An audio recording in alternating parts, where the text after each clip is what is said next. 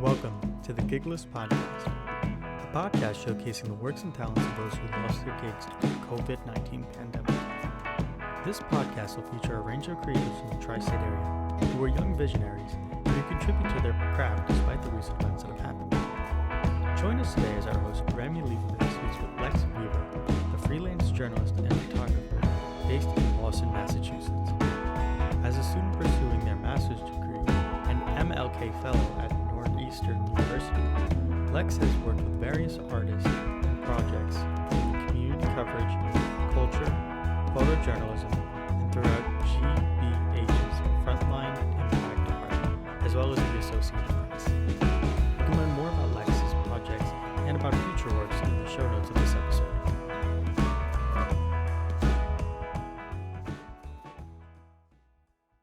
Hi, everyone, and welcome back to the latest episode of the Gigless Podcast. I'm your host, Remi Leibovic, and today I am joined by writer, journalism master student, and just the best person, one of the best people that I know to handle makeup, Lex Weaver.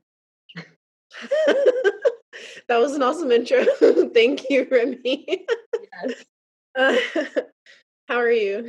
I'm great. So, Lex, we were talking a little bit before the interview started about how the COVID-19 pandemic has affected you and how, like, your reflections, your successes, your, defeats. Let's go through that for the audience. Yeah. So, kind of like what I was saying, basically, I thought 2020 was going to be my year. I'm sure everyone has said that, but kind of like what I was saying, I got the opportunity to travel to South by Southwest. It was a fully funded trip, and essentially, it was a reporting gig for me, and I also double as a photographer. So, I really worked hard on branding myself before I even went on that trip, but also, getting all my camera gear together, all my audio gear together, and also just sending pitches and emails. I sent pitches to publications for potential stories, and then also just emails to local musicians, just seeing if I could interview them and things like that. And, I was really excited. Who wouldn't be? It's a fully funded trip to South by Southwest. That's like a dream for any person working in media, because it's very expensive. And I was fortunate to be able to go through an anonymous donor at my university. They selected about 9 of us to attend based off of our GPAs and stuff. So, especially as a rookie, I am a super rookie compared to a lot of other journalists. And even though I've been doing photography since I was about 16 and I'm 27 now, I still consider myself a rookie because I think I have so much to learn. But I really looked at that trip as me me coming out as just like this, like, strong rookie with all these hard bylines, with all these super cool artists, and I'm going to cover every event, every film, every person. I was just very ambitious and excited. So when the shutdown happened, I was really upset. I can't even lie. I think I emotional tweeted. I'm sure my professor saw me tweeting some of the most melodramatic stuff ever, but I was really upset. I felt like my whole world was ending.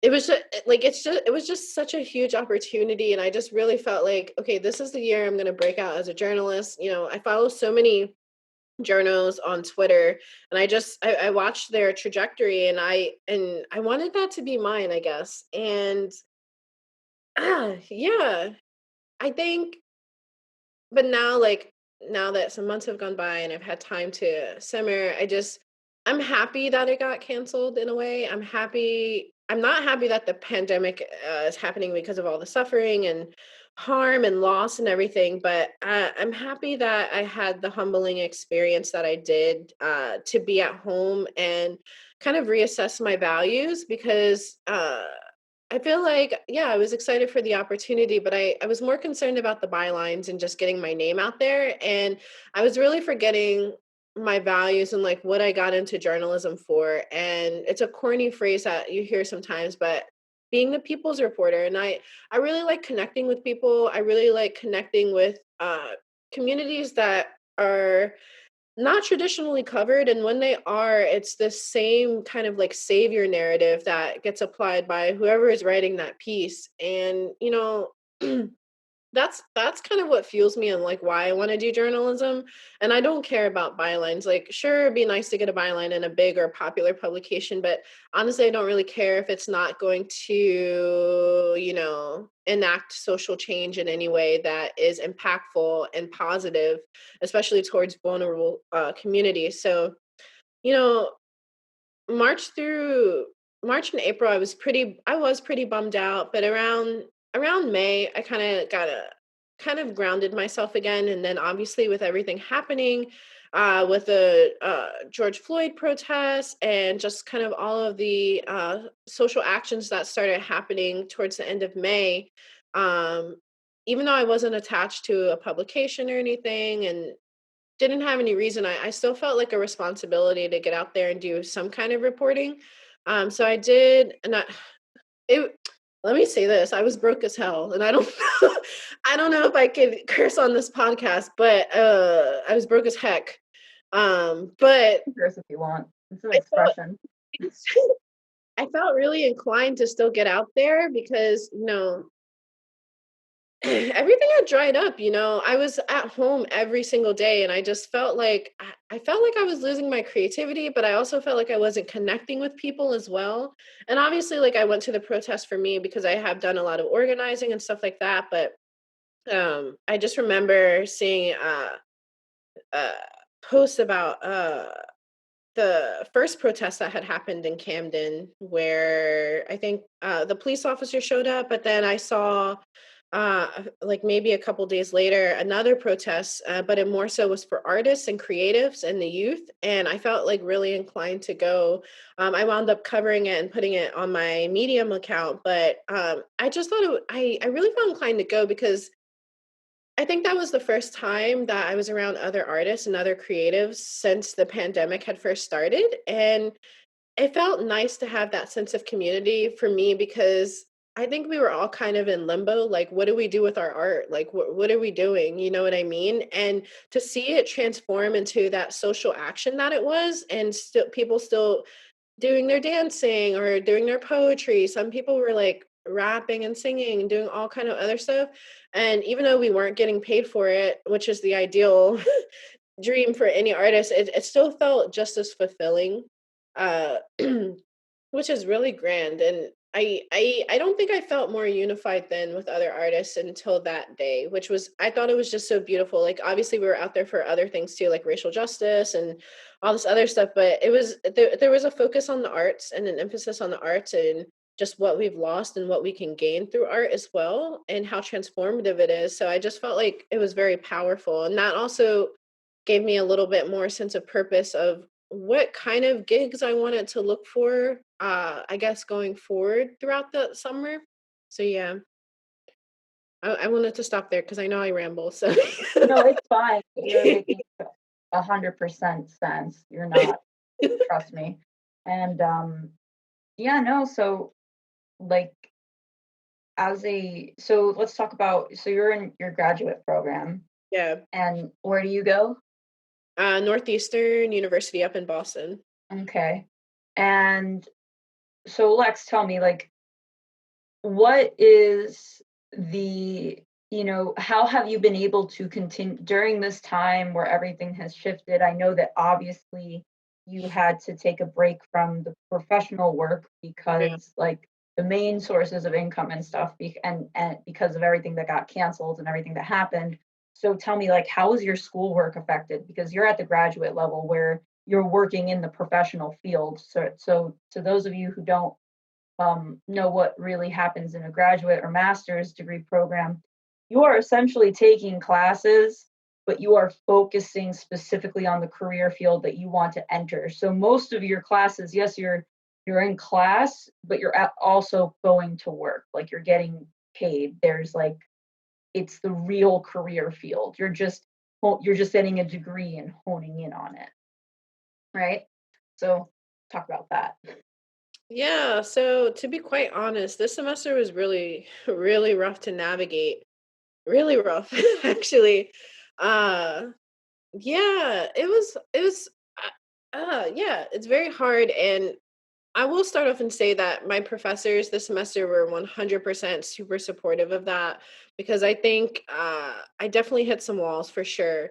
And especially my professor or instructor, his name is Jeremy Fox from the Boston Globe. I feel like he's probably been the most patient person with me, because reporting is just I mean, and just in general, reporting is hard, but it got even harder because, so many people are facing loss, like they're facing death. A lot of people just don't even want to talk anymore. And there's just a lot of emotions and stuff to process. So that, I think, on top of my own emotions that I have, just not even really being able to do my job has also been just hard, I guess, because essentially that is our work for the journalism program, to produce all these articles and stories. And, it's hard. Uh, I'm a big person. I'm a big advocate for empathy, and I think it's important in any role, especially as a journalist. So I felt like a lot of times I was bumping up against a fine line too, because we have to get these stories done, we have to produce, but if people aren't getting back to us, then it's like, what do I do? Like, keep bothering this person and keep putting them in this uncomfortable place, or take a Yeah. hit for my grade, you know what I mean? So that was really hard. That was really hard to navigate, but luckily, obviously, our deadlines for classes got expanded, or sometimes just assignments were dropped. Um, so that was, I don't know. It's been a really hard semester reporting wise, especially when we are assigned a story or expected for a story to go a certain way. So I've kind of just been letting the stories come to me, or kind of lend themselves. Or if I see like a local community thing, I just go there and talk to people, and then it kind of builds a story on its own. But I will say, like, I was really surprised just how supportive my graduate program has been during this whole pandemic and everything like that. I think obviously we're all in the same boat, but just hearing from other journalists and other schools, and just from my experience in the past year with my program, I didn't have like necessarily negative thoughts, but I wasn't sure how I was going to be able to get through the semester and navigate through things. Um, Especially with coronavirus cases just popping up like crazy. And I am someone who is high risk. So just that paranoia as well. So, but I think I was able to manage the semester. So far, I have an A grade that came in. So it's been pretty well. And I was able to, so we have, it's housed within our graduate program. It's called the Scope Boston, which is kind of like a digital experience magazine. I was fortunate enough to be offered a position as a staff writer and also as the audience engagement editor there. So that's helped me sustain some income for this semester, which was really awesome. My advisor, who pretty much just kept in touch with me the whole summer, she offered it to me. So shout out to Meg Heckman. But yeah, that has allowed me to sustain and also get some income flowing. It's not the same income that I had back in January, February, but it's been decent. Right. Well, listen, these things definitely change and everything shifted just because like the Yeah, money, the whole budget, everybody's budget got messed up, and for sure. it just totally messed up the entire year. Like some companies had to shift from, okay, we can't put this much into, and we know this from going to public high school. The arts programs and the music programs are the first things to get cut, which are terrible. Yeah. But because they're just as essential to a well-rounded education as math or science. Yeah. But but no, definitely it's, and hearing you talk about, reporting, I can only imagine that it does get even here on Gigless, it gets to the point where I'm not going to shove a mic in someone's face and get them to tell me about their story if in fact their story has been very like, filled with trauma and hurt. It's not their labor to explain that to me, I think and I can only imagine as, you know, a person such as yourself, like everything that's been happening in the news, like just that can be very impactful, especially as a writer, because when you said that you didn't do anything creative for that time period, not even like, especially writing, like not even like journaling and all that, like that just shows like major blockage and like major stress, especially as a creative. So now that, we're kind of past that time, you said that you finished your semester, are you trying, now that you have time for yourself, essentially, are you trying to get back into the roots of your creativity, or are you doing like creative writing, or just writing about things that you like to write about? oh, for sure.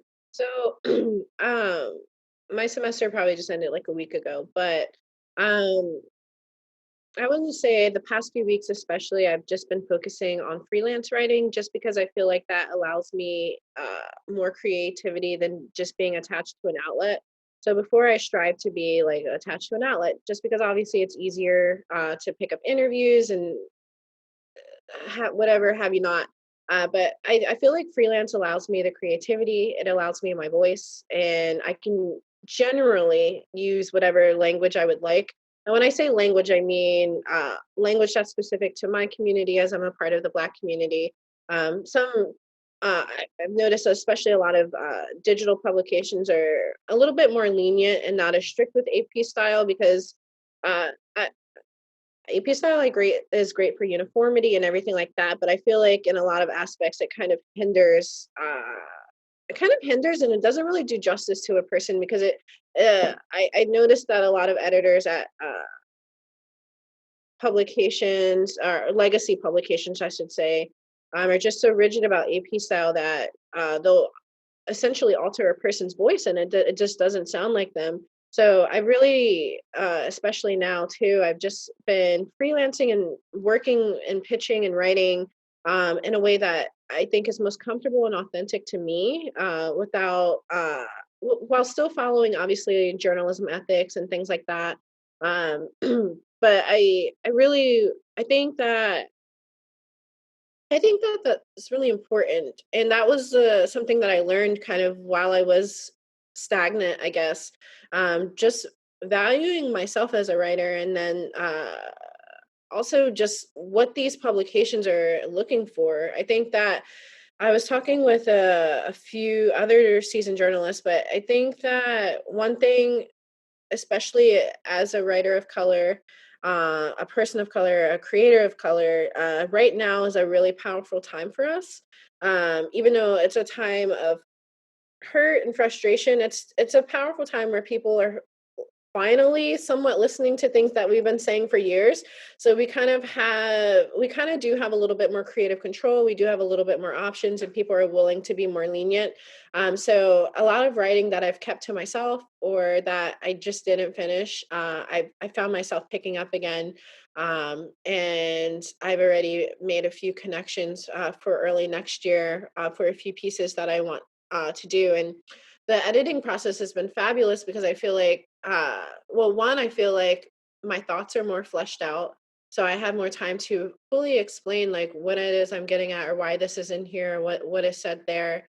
So that's been a really, really beautiful process. And I've also been doing photography um, more so photojournalism, but I'm trying to just get more into like regular portrait shooting and stuff like that. But I was really thankful. It happened randomly. I don't know. Well, not so much randomly. I think at some point in the summer, I don't know if anyone's familiar with Diversify Photo, but at some point in the summer, it could have been Twitter or something. They came onto my radar and basically they were looking to amplify, I believe, more Black photographers. So I think I just signed up on their website to be entered into their database, I guess, or something like that. And then I want to say late August, early September, I got an email saying that they added me onto their emerging photographers list, which was exciting because I was like, what the heck?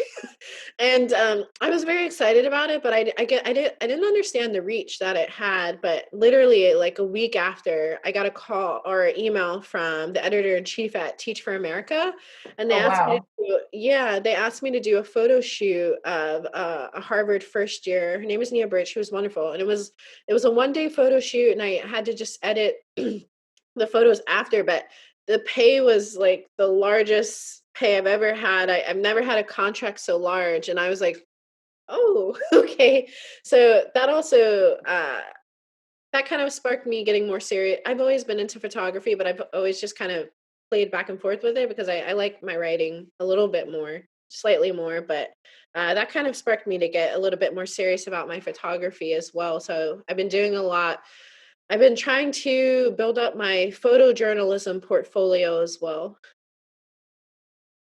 which is also, well, so when I believe she's retired now, but Susan Brennan from Teach for America, when she contacted me, I guess they had reviewed my website, and obviously I had a lot of my photojournalism stuff on there, and she was like, "That's exactly the style that we're looking for. We want you to pretty much emulate that in the shoot with Nia." So that was really really cool. Yeah. No, absolutely. That's a great opportunity. I've been trying to share as many opportunities that I see on the Gigless stories. So if you guys have Instagram, be sure to check your Instagram. Again, like Dane and I have some things in the works, but for right now, the Instagram story is how that the best it's the best way to find out like what's going on in our community. And one of the things that, I always tell people is just like sign up, just show up, just go somewhere because you don't know what those connections are going to lead to one day. Yeah. And, you kind of cast the net in different ponds and then you come back and you see what you caught. And not saying it's going to be successful for every turn that you do, but, but it is a way of extending yourself and slowly over time if you just keep extending yourself like not not like stretching yourself thin, but like actually like extending yourself as a professional, you'll find something, you know? Yeah, I agree for sure. I try to do that too. There's a few like newsletters now that have been created, especially one by Sonia Weiser, where she collects basically like all these paid freelance opportunities and sends them out in a newsletter. So I always try to like keep an eye out, and if I know someone specializes in something, we're like, hey, this is a quick buck for you, or a quick gig that you can do, that kind of thing. Stories are so powerful now. And especially with the change in Instagram's algorithm, which is pissing everyone off. I think most people just check stories more than anything, then they see what's in the feed. So yeah, I like that you guys are putting and amplifying stuff in your stories because it definitely has a reach. No, absolutely. Like it the thing is that the community, the point is to document everybody's stories, to help people share their stories. Yeah. And, I feel like there's just so much stigma still in the arts and in the music, world. Like, take for example, Lizzo, right? Like, Lizzo is a quote unquote hot topic right now, right? Because Yeah. everybody goes straight for her weight or, just that she's a pop singer that's a big girl, right? That's no, she's actually like a professionally trained opera singer. She's a flute, like she was gonna be like in the French Harmonic Orchestra, like in Paris. Like she and her flute were going to go to like one of the most professional, if not oldest, collections of music in the world to Yeah. perform. She is like a professional musician.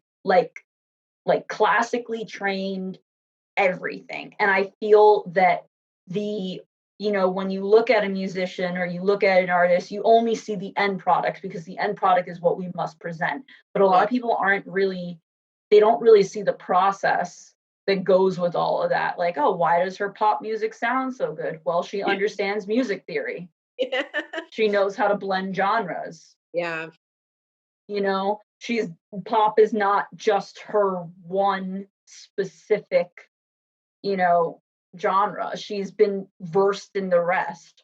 So I feel that like a lot of people take the arts and music and writing and all these creative fields at face value instead of just seeing like how like much they affect our society and our culture in the United States here. Yeah.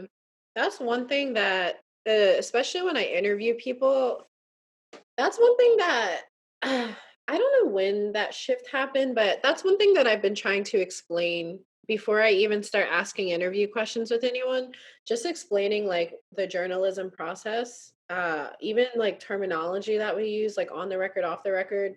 Uh, I try to just explain so much and why it may take longer for one story to come out where another one can come out so quickly, why it was formatted this way, why it's this and that. Because I think, especially for me, as a journalist and a photographer, I think a lot of people just think it's like, oh, boop.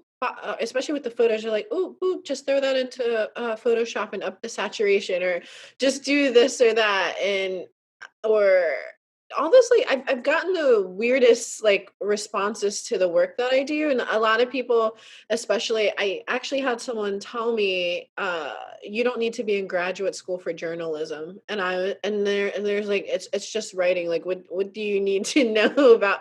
And I was just like, wow, okay. It was really awkward, and I'm like, there's such a process, there's such a behind the scenes process, and you really have to be dedicated and motivated. And sure, there are people that are self-taught, uh, and you can be self-taught, you can learn formally in this kind of way, but there's always a process. And I do think people just see the output and think, well, I can do that too. But then I've seen people try and they can't get that same outcome because it's a lot of dedication, and you have to be passionate and really drawn to what you do. And art in general, it's a form of expression, yes, but you have to there's ways to produce that expression, and it can't be replicated, essentially. So Right.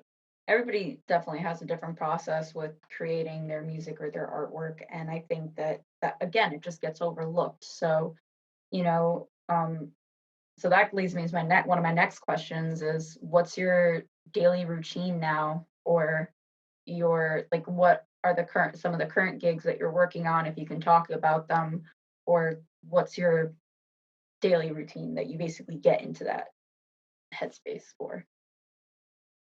so one thing that I don't I think as an artist that we draw inspiration uh from everything and everyone. And I think that as artists, creatives, writers, learners, that the learning never stops. So I'm subscribed to like everything, and I every morning I like to read. I like to read through everything and see how it's formatted, how it's structured. I'm a loser. Sometimes I'll print stuff out and I'll highlight and annotate on it.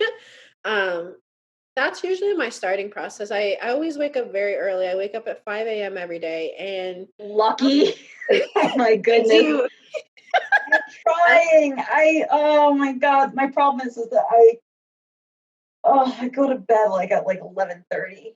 I do too. Like, honestly, I don't go to bed, and people think I'm like weird for it, but I usually don't go to bed until like 12 midnight or 1 a.m. And then usually like I'm asleep, but you know that when you're asleep, but you're not really asleep, so you just keep waking up. So I usually do that until about 3 a.m. and then I wake up at 5. Like I fully wake up and get up at 5. You need to get sleep. That's for No, sure. But like it's weird, I know, but that's what I usually do. And I would say like the first like I wake up at 5, so like maybe like 5 to like 7:30 or 8. I'm just reading, I'm seeing what's out there, I'm reading the latest news. I really like to study how people we call it in journalism like leads, nut graphs, their kickers, their quotes, how they lead up to a quote and stuff like that. So I do a lot of studying there. And then sometimes I will just pull out a document and think of a story that I know of or just something relative and try and type up my own version, because I think that it's important to keep practicing the craft. Like, obviously you're practicing when you're producing it, but like even practicing on my own, because there's always like this joke that goes around between journalists and writers. Is just like, you always think that your writing is really bad until it's published and everyone gives you a compliment, and it's so true. Like, the whole time I'm just like, this is shit. Like, I'm thinking, oh, are you waving at me? Yeah, I'm saying hi, Gigless.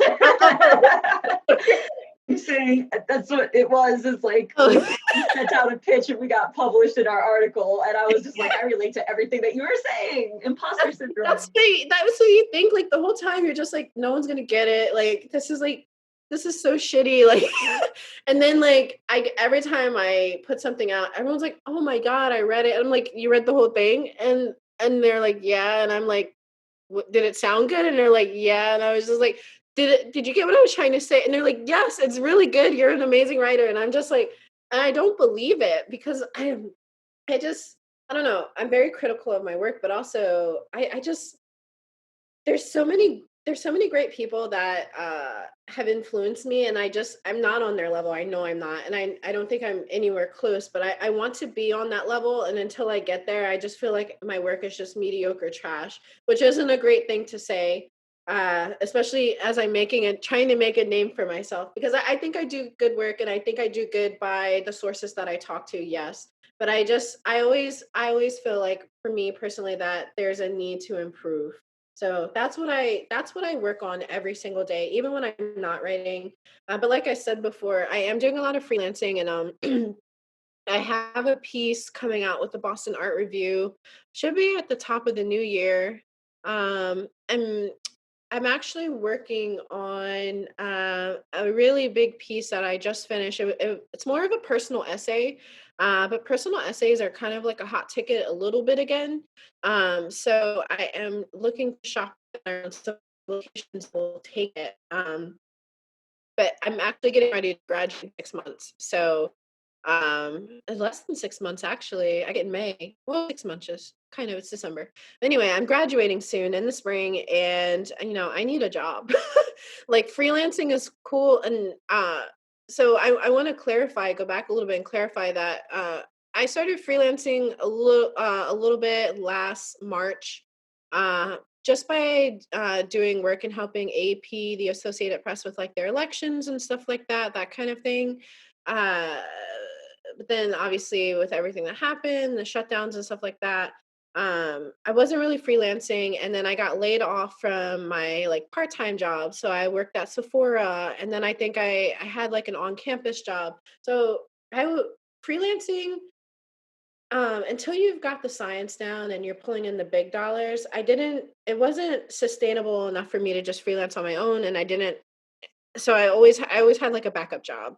But this time around, this is my first few months where now I'm just kind of freelancing as my only source of income, which has been very new to me. It's been a learning process, but um, I think also one thing that I do too is kind of just, I'm thankful that a lot of freelancers have been nice and kind and posting the rates that they've gotten from other publications and stuff like that. So I've been looking into that as well, and like, how do I sell myself and what's my worth? So I've been able to negotiate some really good rates, which has been awesome. So what I've been doing as of late, writing more, yes, but more so just studying. So I'm not setting myself up for failure. I really want to, when I graduate, have something. So if it is just solely having a successful freelance career, I'm for that. It would be nice to be attached to an outlet, only because it just makes it a little bit more easier to interview people and get sources to say yes. Usually they're very hesitant if you don't have an outlet, but I do have enough clips where I can say I've worked for this person, I worked for that person, but it always makes it easier when you obviously have something to be attached to. Right. Yeah. Right. No, because again, all excellent points. And one of the things I wanted to highlight about what you said is that you're talking to your journalism community and you're talking about rates. And that's the thing, is that I encourage everyone that's listening to this podcast, even if they are not in a creative space, Yeah. you need to talk, like, even if you're a financial analyst, talk to other financial analysts about how much they're making versus what you are making, Yeah. and question, especially if you are a highly qualified person, why you are not making as much as the other people around you, surrounding you. Like, of course, there's a difference if you're like at a big corporation versus a smaller business, but you always should be taught. I believe that we should be talking about race. We should be talking about money, because here's the thing. Like with some previous episodes, we talked about like photography rates and um, things relating to those kind of photography gigs. Right now there's a woman called Emily Ruth Cohen, Yeah. and she is a financial advisor to graphic designers. She basically said at the beginning, I went on a lecture with her at the beginning of this whole thing, and she basically says, do not drop, she basically told all of us, she's like, do not drop your rates, because Yeah. after 9/11, everybody in the New York area dropped their rates and they were not able to recover their clients at the rates that they had previously. Oh, wow. So even though it is COVID, just because this has happened to the world does not necessarily mean it happened to you as a producer of creative work. Yeah, like there were journalists, even in September, there was journalists making like 10K just off of freelancing. And everybody in the industry was like, how did you do that? And, they were transparent about their rates. They showed what every publication paid them, but also one thing that they were adamant about was just kind of, not well standing firm, like they wouldn't take anything that paid any less than what they're used to. And I actually interviewed Alexis Johnson from Vice News the other day, and one thing that she said that really stuck out to me was just in this industry you really have to advocate for yourself, and it's never ending. Even if you are in a comfortable position, advocating for yourself is so important, especially when it comes to pay, because this is our living and we're in a pandemic. Every dollar, literally. I'm still like a paycheck to paycheck person. I've been thankful to get some freelance gigs. They've picked up a little bit more now, but I'm still paycheck to paycheck. So, No, absolutely. And there are a lot of people that are in that position right now. And that's even before this pandemic, a lot of creatives were in that position where they were, living gig to gig or paycheck to paycheck, or they were doing multiple gigs at once to sustain overall income. And, you know, that's why, again, like, you need to, of course, advocate for yourself and stand firm, but for whatever it is, like you're specifically in writing, um you know finding that community, I feel, to talk about those things is very, very important. oh, it's been so powerful. Oh my gosh, especially obviously like there's been conversations about women's pay rates, and then also people of color, and then you have the LGBTQIA plus community, but the transparency has just been so beautiful, just seeing it across the board and seeing what is possible. And I also like it because you're holding these institutions accountable, these same institutions that put out those Black Lives Matter statements out over the summer, and then are lowballing Black writers, or just sectioning us off to the Black beat and nothing else. You know what I mean? It's really holding them accountable, and that's been the most powerful. I mean, obviously, getting good pay is super great, but holding these institutions powerful, and that I feel like that's why, this pandemic has brought out so much. It's brought out a lot of pain, but it's also brought out a lot of truths. And, I'm really excited and interested to see how this progresses on into 2021. Right. And I think that, especially a lot of young professionals, especially a lot of young creative professionals, you know really go out there, do your research, see how much people in your you know, in your in your city or your environment, how much are they getting paid within your career field? What is the typical starting salary? And then add 5 grand. You Yeah. know, do not. Well, I'm reporting from like North Jersey, so like I know people that like commute, or they used to, you know, get New York City tax, and that extra, you know, 5 grand goes a long way. And Sure. you That's how know, my uncle lives in North Jersey, but he works in New York. yeah, And he no, and then he has to pay New Jersey state tax, New York state tax, and New York City yeah. tax. That's why he's like, I'm about to just move to New York because it's just too much. And that's another thing for me too, because so I'm still registered in New Jersey. So everything that I make, even freelancing, I'm gonna have to pay those taxes. So I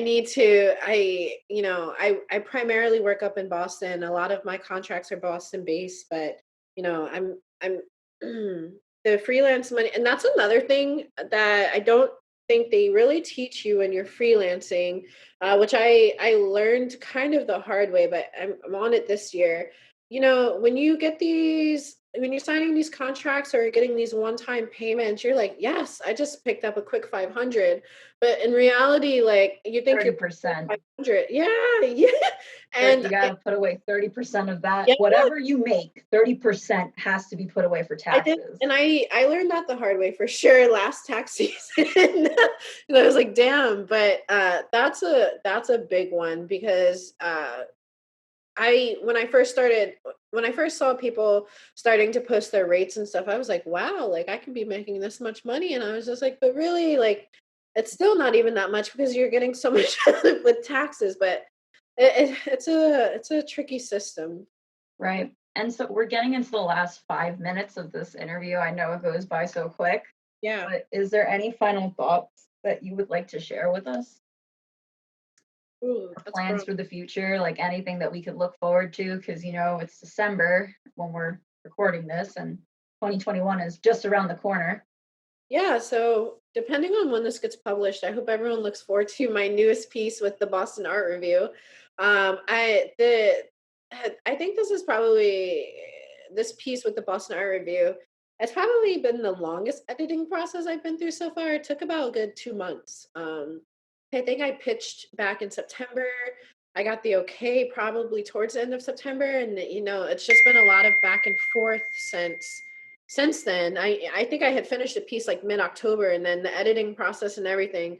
So I'm really excited for that to come out, and I want I want people to check that out because it took a while. It's been the longest editing process, and I think I just set it up as a Q&A profile, but that just goes to show how much work goes into things, because a lot of people think Q&A is just like question and answer, but there's a process. Sometimes a 2-month process. But also I want to say to everyone, not especially if you're a freelancer, I think and I would assume that would be everyone, or a lot of the majority of people listening.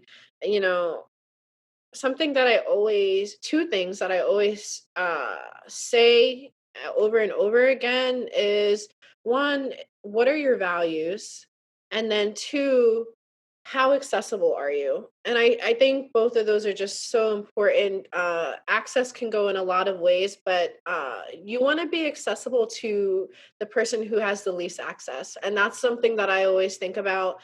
And then as far as values go, obviously we all want to be recognized for our work, and obviously we want to be on these big platforms and be known, maybe go viral, whatever it is. We have big dreams, but I think it's so important to hold on to your values because they can get lost so easily, chasing a byline or chasing that social media shout out from some big company or something like that. Really, like, what did you get into this for? Like what drove you into this? What are your values? I always like to tell people that and leave with that, because I think that fuels the work that we do. You know what I mean? What are your values, and what access can you create, and how accessible are you? And I want to leave people with that, just to think on that. Absolutely. I completely agree with you with everything that you're saying in terms of like payment and just, your whole experience is valid, and it's like a real, you experience this, you lived through this, and we're so thankful that you've come on to Gigless to share. I think you're like one of our first writers. Oh, really? Oh, thanks. I think Did for you do sure Reet? you're one of our first, huh? Did you do Reet? Because that's We did do Reet. Reet was episode 2. So you're like the second writer that's been on here. Reet does so much. Reet is like a community organizer, designer, digital art. Reet is like a million things. He has a nonprofit, like trying to be on first. You're like the first straight up like journalist. Things. That's awesome. For sure. And you have to go to yoga too, so I won't keep you. Oh no, it's all good. Well, thank you so much for coming on to this episode of Gigless, Lex. Wow, I'm slipping. Where can our listeners find you? Yeah, so I'm on social media. I'm on Twitter a lot. So my Twitter is Lex WVR. And then if that's too much for you, you can just visit my website, which is lexweaver.com, which has all of my social media links on it. You can find my Instagram, which is Alexis Weaver, or you can just be linked to my Twitter and see all of my freelance retweets. Absolutely. But thank you guys so much thank you all for inviting me on your show. I'm so excited. It's been cool. I've been listening and seeing you had Austin on there as well. Just seeing so many creatives and just seeing where we're all at. It's been very inspiring, and also I appreciate the community building aspect as well. You're awesome. We're showing heart hands to each other. Wait, this is like what they do in K-pop. It's a little mini heart. Oh my gosh. Well, Jang. Thank you. That means cheers. Oh, I was like, what? When you toast shoju, Jang. No, my bad. But all right, I'll let you go. All right, peace out. Thank you for the little hearts. Bye. Bye, have a good one. You too. Thank you for listening to the Gigless Podcast, hosted by Remi Leibovic and produced by Dane Wagner. The song used in our intro and outro is Beachwalk by Unicorn Heads. If you enjoyed this podcast, head over to our social media pages on Instagram at Gigless Podcast and our website, gigglespodcastblog.wordpress.com. There, you can find out